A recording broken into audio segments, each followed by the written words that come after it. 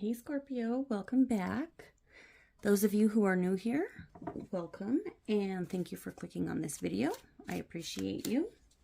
I hope everybody's doing well, happy, and in good spirits. If not, I hope those energies soon make their way towards you. Thank you to everyone who has supported my channel by subscribing, smashing that thumbs up for me, donating to the channel, commenting, sharing. Those of you who have gotten personal readings from me, thank you very much. I'm sending you all lots of love, joy, and happiness. This reading will be for all placements of Scorpio. So if you have Scorpio anywhere in your natal chart, you are bound to resonate with at least one of these messages, okay? Do keep in mind that this reading is general. So take what resonates, leave the rest. Don't force those details to fit if they don't, okay? Anything you need to know about me or this channel, you can find in the description box of this video, including how to go about getting a personal reading from me, okay? Before we jump into this reading, I want to take a second to clear and protect our energy. And while I'm doing that, that'll give you time to smash that thumbs up for me, subscribe to the channel, and don't forget to hit that notification bell so you guys can get notified when I post new content. Okay. So I call upon God, the universe, my guides, all the angels and archangels, ancestors, and loved ones on the other side. Please clear any negative energy and protect the collective and their loved ones, as well as me and my loved ones, from anything sent to cause harm, and return it back to the sender or back to the light of the divine. Please block any interference. Please provide clear, concise messages to help guide the collective into reaching their full potential. I ask this for the highest and greatest good, according to divine will, and so it is. Thank you. Amen. All right, so on pre-shuffle, I pulled a card from the Animal Spirit Oracle deck, and it was Scorpion. So I feel like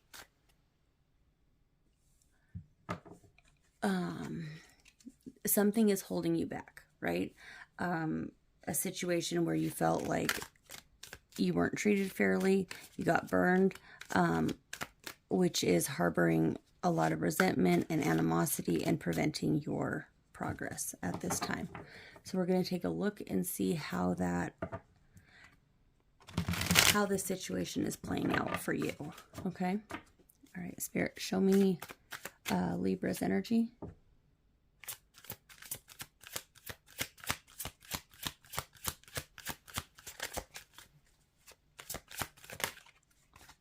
I hope that I said that this was for all placements of Libra. I might have said Scorpio because of that Scorpion card that I pulled. But just to be clear, this reading is for Libra. I'm sorry, guys. Okay, so we have the Five of Cups and the Seven of Pentacles. Yeah, there's this definite emphasis on the three cups that have spilt over, and not seeing the two cups behind you that are still full. It's this disappointed energy. It's very dark and like regretful, right? It's very gloomy.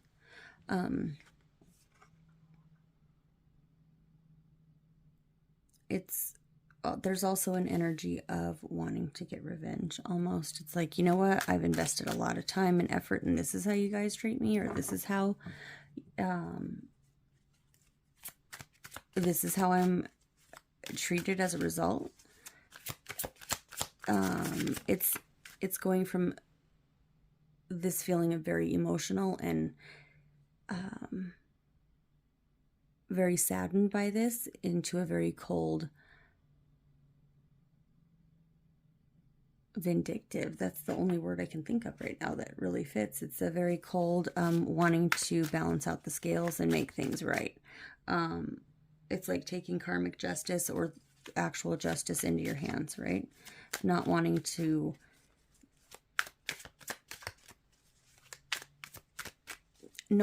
wait for somebody to come and apologize or to get what they deserve, right? Or receive their karma. It's like we're going to fast forward all this and make myself feel better right now by taking matters into your own hands, right?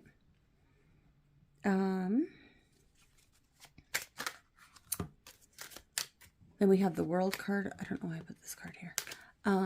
We have the World card and, whoops, the King of Wands and the other, the alternate version of the World card. So in this deck, there's 2 cards for each of the major arcanas as well as each of the court cards. This King of Wands is also an alternate version of the King of Wands here. So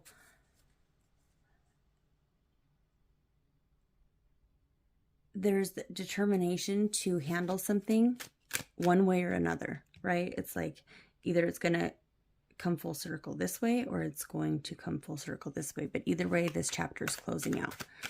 Either way, that's where your focus is at. It's at closing this cycle, completing this cycle. But the plan is not, it's not going to be successful because look at where you're trying to plant, you know, first of all, you're trying to plant a wand. I don't know why, but that's just, I mean, it's silly. It's like your goal is unattainable, but you are super motivated into doing it. Like there's no turning back. There's no changing your mind. It's like you're super excited to go spin your wheels and get nowhere quick. You know, go bang your head on that brick wall thinking that you're going to really do some damage, and you're just not. Why is the 7 of Pentacles here? This is what happens when you are guided by your emotions. You don't think clearly.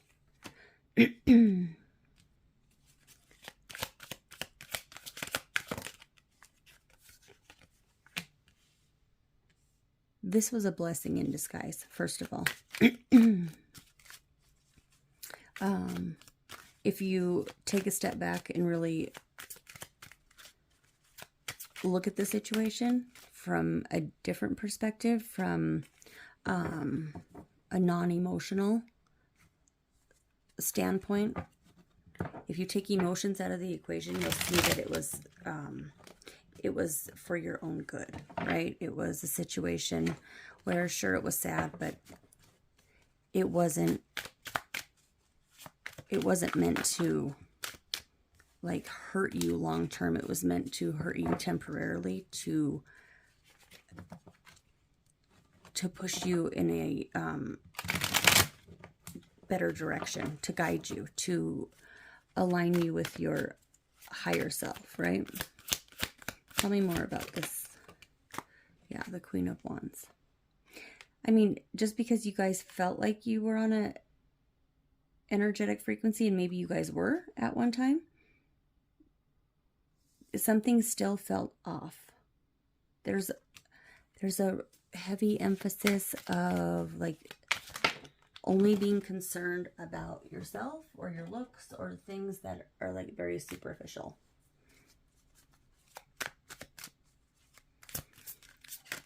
Also a very quick energy, like instead of planning and being strategic and really thinking about the situation before diving, you know, with both feet in and really there's this lack of concern or this carefree, immature, irresponsible energy with these two, with this Queen of Wands and this King of Wands. It's like you should have been more responsible. You should have taken your time, slowed down a little bit, and you wouldn't be in your head right now. You wouldn't be having those repetitive thoughts or feel like you're stuck in a situation.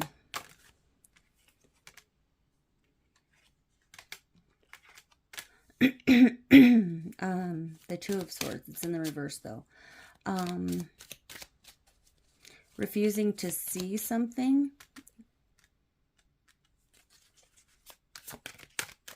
Is in the upright, but in the reverse, it's like now you see something, right? Things are clear as to why why that's happening. You're beginning to see that. You're beginning to, well, we have the Emperor with the Empress. This situation is bringing you closer to your divine pair, the person that you're supposed to be with, your soulmate, twin flame, whatever phrase you want to use, your person, right? Without learning this lesson, you wouldn't be able to appreciate this person and value this connection. You would have taken it for granted or messed it up somehow, right? You wouldn't give it the attention that it deserves. Ooh. We have the Devil card and the Tower, the alternate version of the Tower. I feel like you're put in situations often where you're the only one doing the work, or majority of the work. It's like you're constantly picking up somebody else's slack. That was the lesson that needed to be learned here. A very harsh lesson, but a lesson nonetheless a very important one as well. You can't carry a relationship by yourself, and you can't expect somebody to give to you when you've never set those boundaries. Those boundaries have never been in place. They've never had to. So all of a sudden, you know, after like 6 months of things being one way, and you ask this person to do something that they should have been doing all along, they're going to get a little confused, right? Set boundaries from Jump Street. Don't be a people pleaser. Let there be balance and equal give and take from day one. Have respect for yourself. Know your worth from day one. We teach people how to treat us. You can't expect somebody to match your effort when they've never had to even like lift a finger. This is an energy of like, oh, Libra's got it. No worries. Libra's going to take care of it. They always do. They don't have to be responsible because you always pick up their slack. And then you feel like the one that's being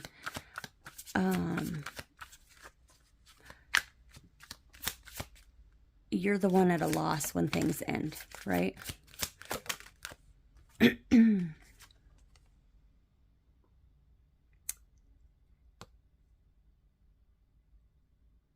Choose yourself, right? Protect your energy. Choose yourself. Don't do something for somebody else. Do what makes you happy, and remember like the lessons that you've learned throughout the past. Like, if you want things to change, something has to change, right? You can't expect people to do what you would do. You can't expect yourself from everybody else. And if you do that, you're going to set yourself up for failure and disappointment every time. There's only one you. And only you can be you, right? Like,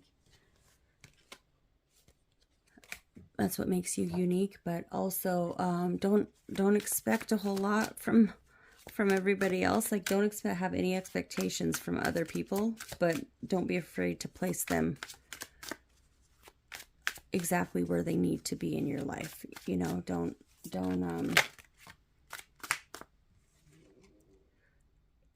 put a diamond where a piece of coal should be, right? Or a piece of shit should be.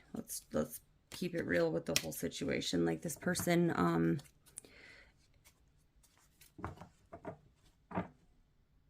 if this person didn't want to contribute to this connection in a very equal give and take, equal reciprocity, if they weren't contributing and they were more of a taker,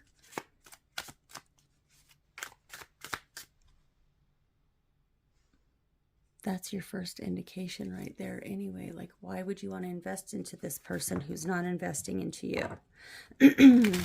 If they valued the connection, they would want to invest into it. Otherwise, they're just kind of killing time, right?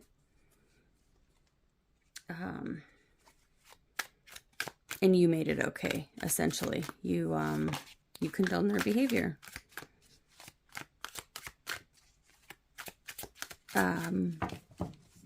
Let's close out this reading with just a couple more cards. Spirit, 2 or 3 more cards to close this reading out. 2 of Cups, the Wheel of Fortune. You closed out a big karmic cycle, for sure.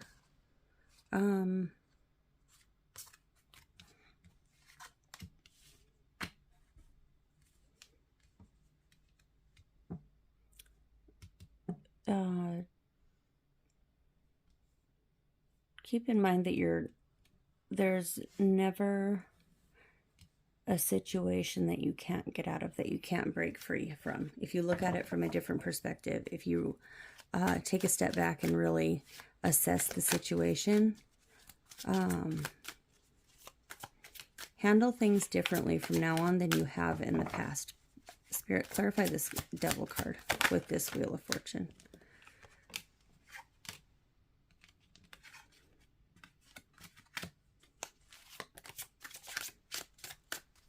This is like a situation, all I hear is, not my circus, not my monkeys.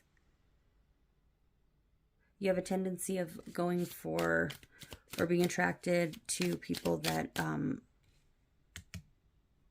don't really have a whole lot of guidance and direction. They don't really know what they want to do.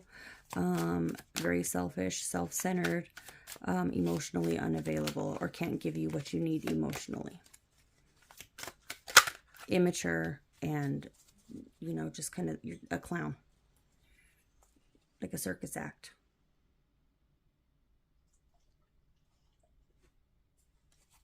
Yeah, not my circus, not my monkeys. That's kind of the theme of the people that you choose to date or get involved with. Like, make sure they're funny and stuff. They're silly and they're like, they make you laugh, but I mean,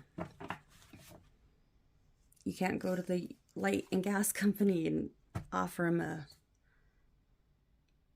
30-minute like comedy skit, right? That's not how your bills are going to get paid. You can't build with somebody who's